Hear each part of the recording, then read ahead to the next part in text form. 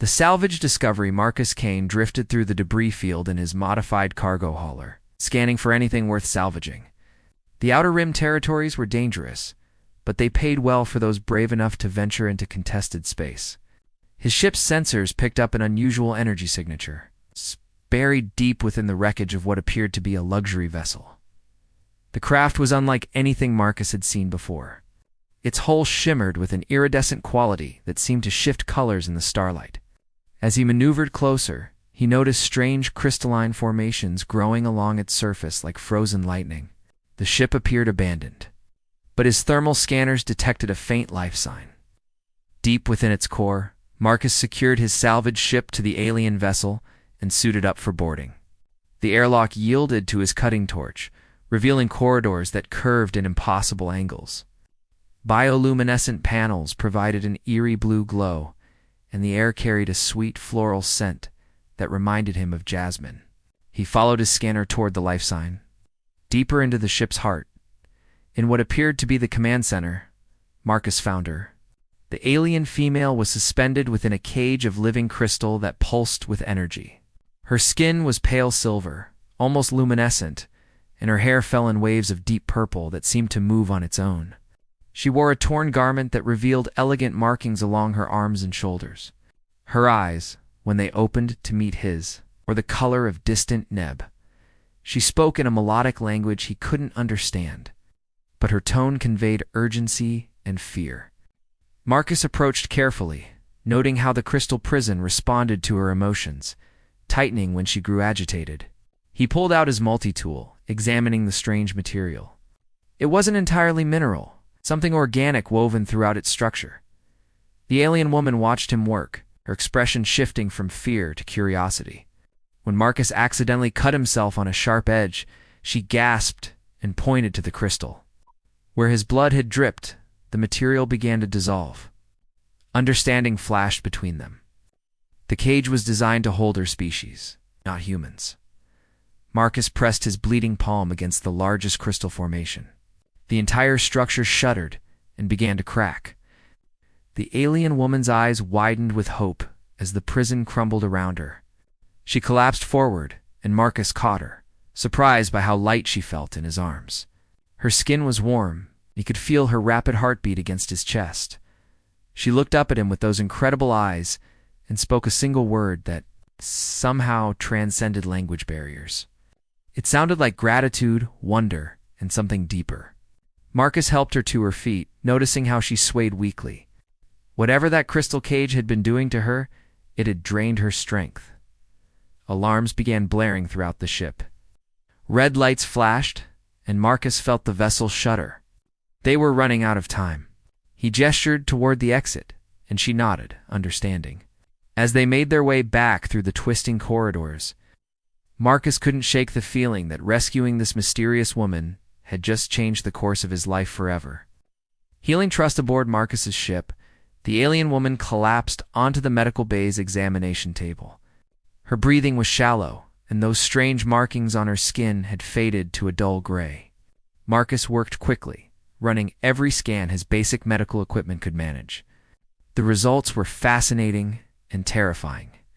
Her cellular structure was unlike anything in his databases, but the readings suggested severe energy depletion and internal trauma. He started with the basics, checking for external injuries. Her skin was torn in several places where the crystal restraints had cut deep. As he cleaned the wounds, she watched him with those mesmerizing eyes, studying his every movement. When he accidentally hurt her while removing crystal fragments, she winced but didn't pull away. "I'm sorry," Marcus said softly, knowing she couldn't understand, but hoping his tone would convey his intent. "I'm trying to help." To his surprise, she reached up and touched his face with trembling fingers. Her voice was weak but melodic as she spoke, what sounded like her name. "Zora." "Zora," Marcus repeated, and she smiled for the first time. The expression transformed her entire face, making her seem less alien and more ... beautiful. "I'm Marcus." "Marcus," she said carefully, her accent giving his name an exotic quality.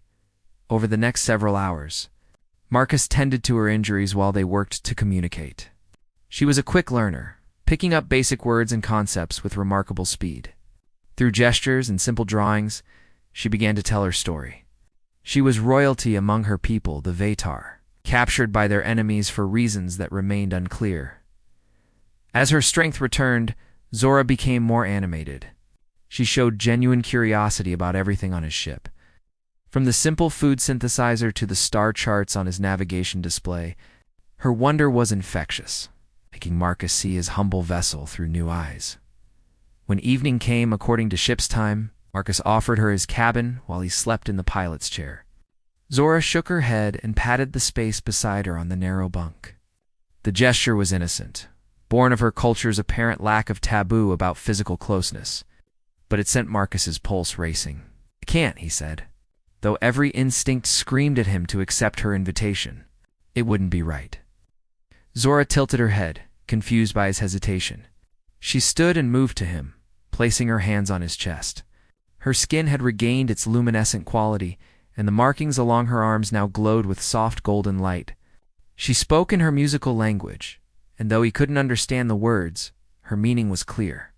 She trusted him.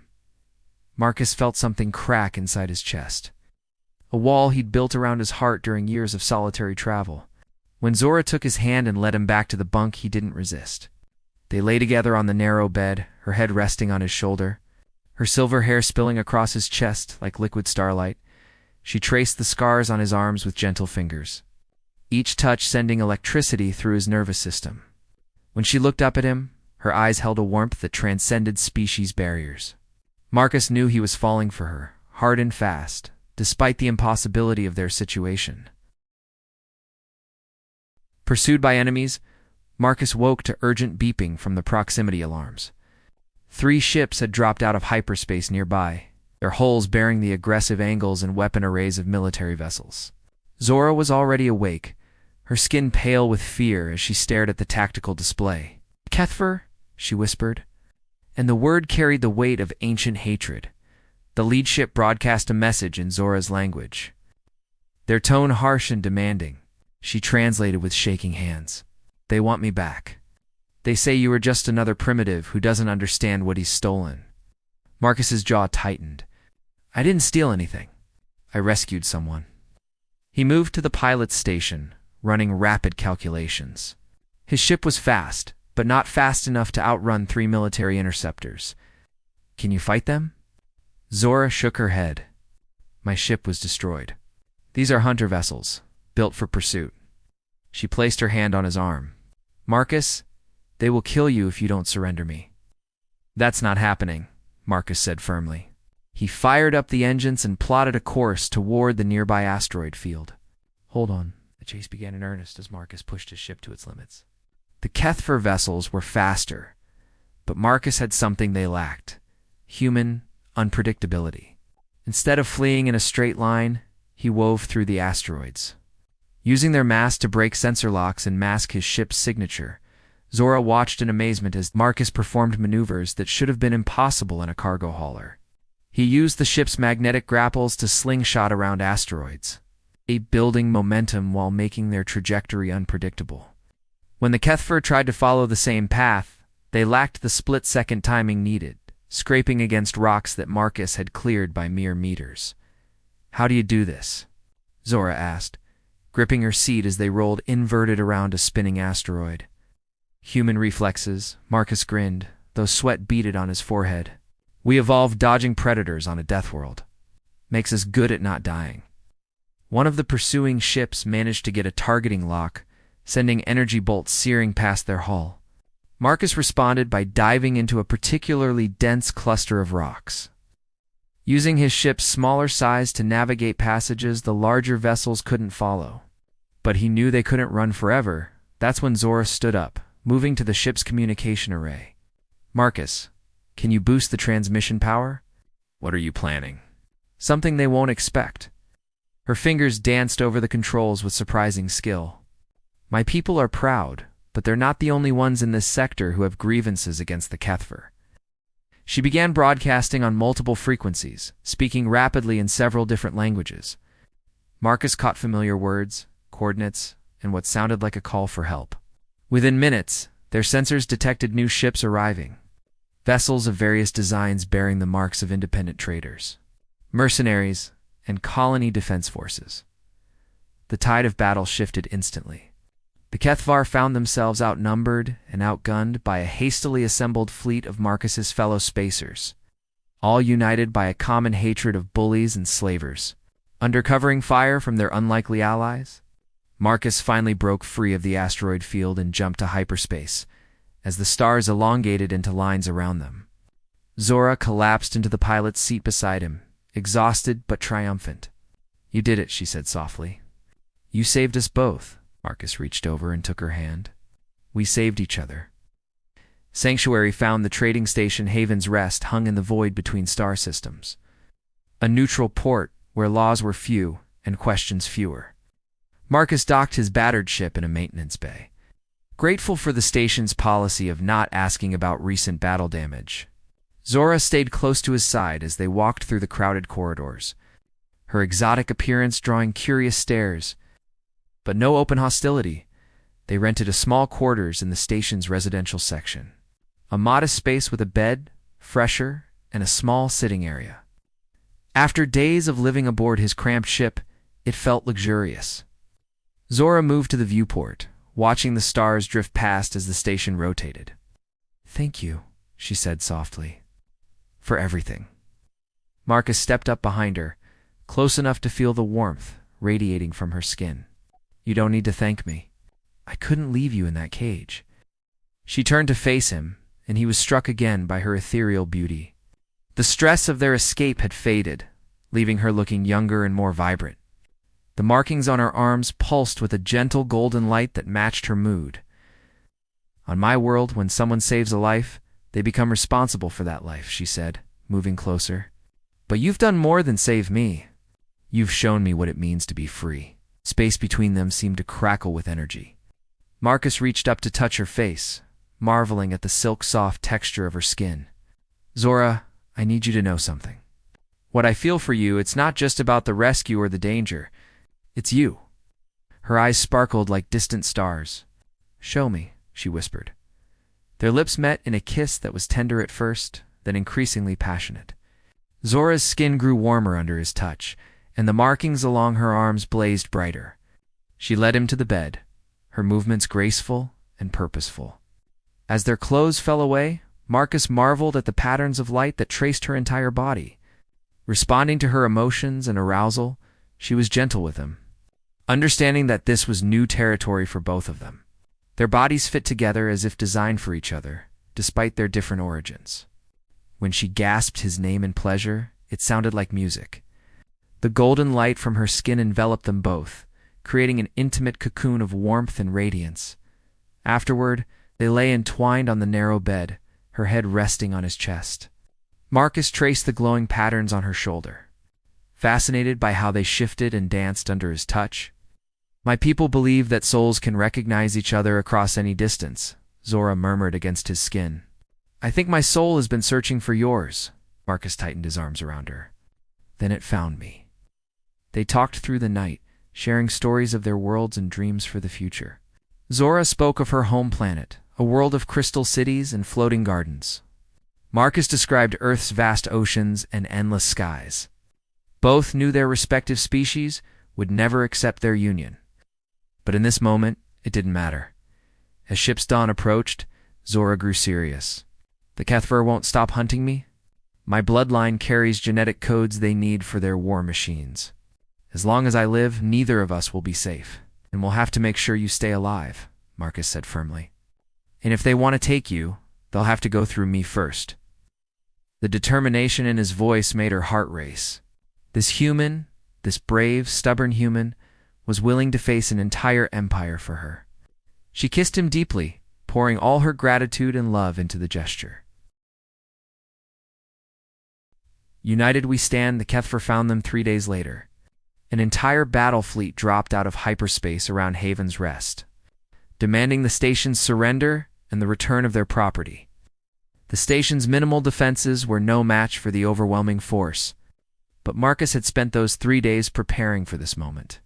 Using Zora's knowledge of Kethfer technology and his own understanding of human tactics, he had rallied the station's population, traders, smugglers, mercenaries, and refugees, all united by their hatred of oppression and their respect for the man who had stood up to bullies. They had turned the trading station into a fortress. "This is madness," Zora said as they watched the enemy fleet assume attack positions. "There are thousands of them."